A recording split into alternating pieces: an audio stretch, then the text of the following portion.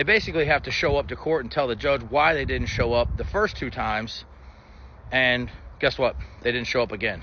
That right there seems to be the problem with a lot of courts. They seem to take sides with the tenants no matter what.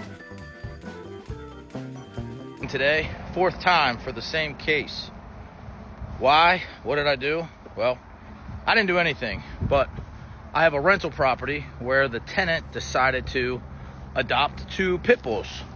And when we found out about it, we asked them to remove the pit bulls off our property, and they chose not to.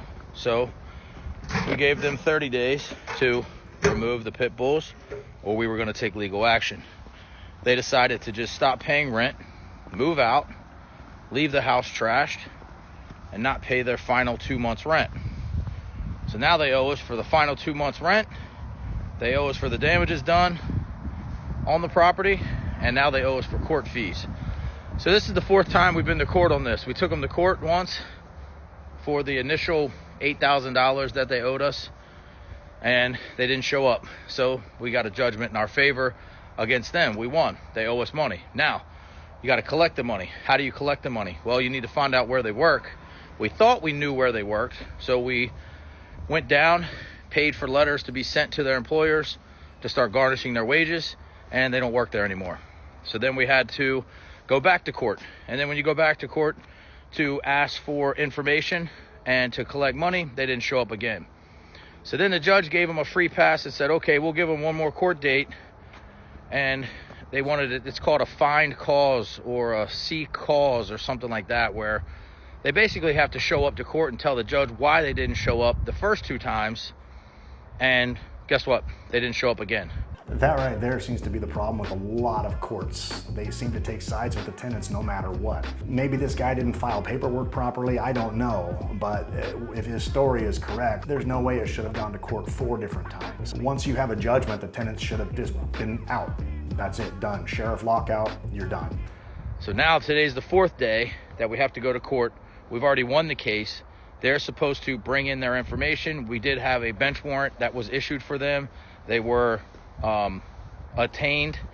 I don't know if they spent a night in jail or just a few moments, but they were taken to the jailhouse, given their papers to show up for court. And so hopefully they show up today.